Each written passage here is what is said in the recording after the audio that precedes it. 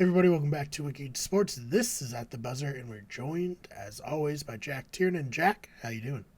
Ryan, we're good, thanks, man. Going into the All-Star break, feeling pretty good. Yeah, we're doing great.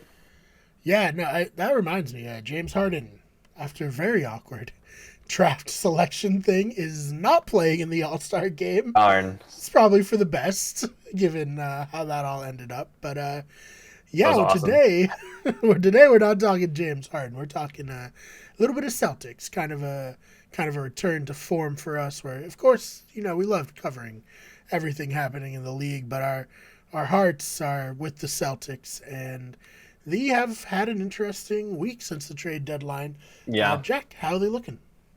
I mean, 9 of their last 10.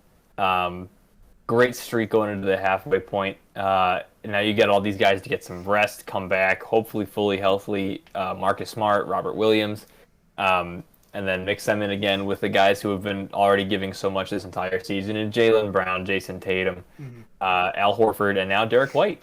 It's been a really fun team to watch, that's for sure. Yeah, so I guess obviously the Celtics had a bit of a culling, if you will, of Yeah, Danny Ainge's moves. Brad Stevens was officially going to be like, "This is my team now. I am making it in the image I wish." And how do you think that has paid off for the Celtics so far? I mean, the irony of it is that half of the moves that Brad made were to reverse Danny's moves. Mm, Like for example, let's get Tice back, which was funny as all heck to me, honestly. Just because, like, I don't know, that was hysterical. Just reversing all of these moves, making mm, it so his team, was a team that was good enough to compete in the past, and now kind of gets a second run at it with players who have improved in Jaylen Brown and Jason Tatum and Robert Williams specifically. Um, I mean, I think as currently constructed, I think there's a really good shot to win the Eastern Conference. okay, I'm not going to go any further than that. I'm going to that's hold fair. myself. Yep. Yeah, no, I think they've been a blast to watch. I think you're right. I think Brad Stevens really kind of did the work, got the guys we needed to get. Derek White being obviously the big acquisition. Mm, Yeah, again, you hate to see Josh Richardson and kind of Romeo Langford go, but I think getting Derek White back is what we needed to really solidify our defensive identity with this team. mm. So I guess what are the adjusted expectations for you for this team now that it's kind of like a whole new team in my Yeah, eyes. It's like, all right, this is it. We're gonna go for it. I think so. I think you're right. I think obviously your buyers at that deadline. Mm, What's nice about acquiring both Tice and Derek White is that they're both dudes who are locked into long-term contracts. So not mm, only do we have them for this year, but we have them for the 2 years following after that as well. Um, I mean, I think Derek White's having an uncharacteristically bad year from behind the line right. for threes for deep balls. Um, but I mean, if he can get that going, and then we have two defensive bulldogs and him and Marcus Smart, and then Mm, obviously like all defensive team potentially in Jason Tatum and Robert Williams. And Jaylen mm, Brown's no slouch either. I don't know, man. We have the number one defensive rating in the league right now. I think the team that owns up to that and really plays to their strengths like that, and then just drives the ball to the basket. I think there is honestly, um, I am really hesitant to say this. I think there's actually a shot that we make the NBA Finals. I'm not going to say win. I mm. think there's a shot. I'm absolutely high on the 9 game winning streak. Yes. But I don't know, man. I really think there's a shot. I've been saying this all season. I don't think they were playing to their strengths before, and now they really are, and they've Mm, gotten guys who can, accentuate those. Um, Again, Derek White has been a gnarly addition. It's fun to see Aaron Nesmith get more minutes. mm. He's a pretty explosive player. He's just really hit or miss, it seems. But I don't know, man. I have high expectations, and I think they might be misplaced. It's very fair, and I accept someone saying that these are misplaced. Like you're blinded by recency, Yep. and that's fine. I can accept that. But I mean, I don't know, man. I think there's a shot that we could do some real magic stuff this year. Mm. Hey, this is the Celtics Homer edition of At the 100%. Buzzer, where we just come Just here and say the gush. Celtics are the best. They're gonna come out of the East. There's no chance for any other team. So bear with us as we Yeah, I uh, apologize. take the moment to enjoy 9 out of 10 wins. And I mean, people were saying that they needed to trade, either Brown or Tatum, and that was so silly to me. And now we're seeing like what can be with this dynamic duo. Yep, I completely agree. I think you have two really special guys. You've both drafted them. You developed them within the organization.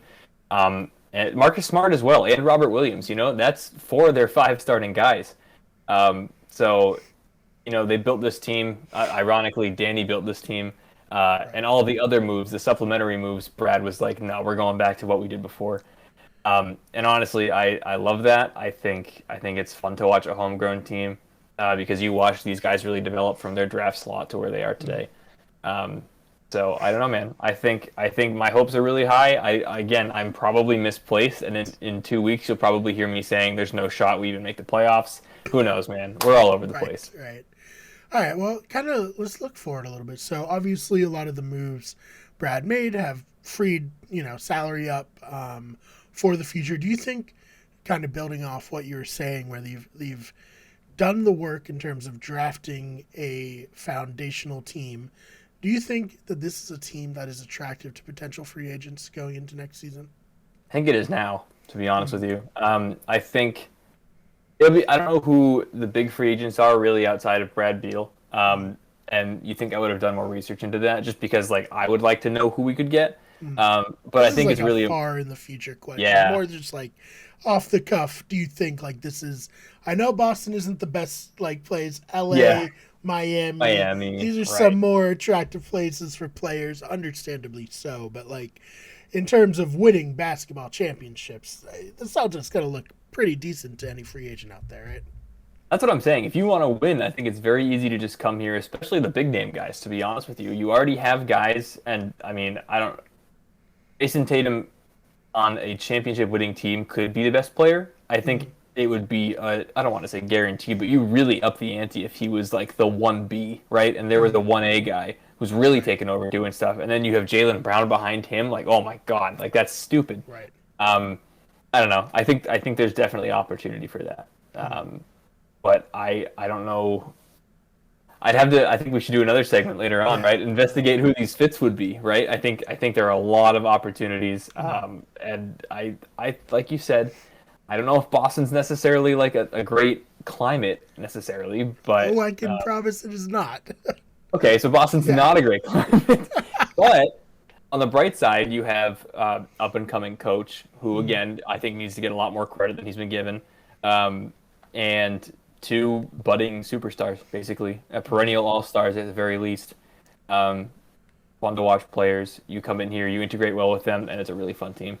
Man, if only we had somebody like that 2 years ago who wasn't a complete psycho. But if only. But it is what it is, I guess. Yeah, going back now. That's okay. I'm okay with that. Yeah.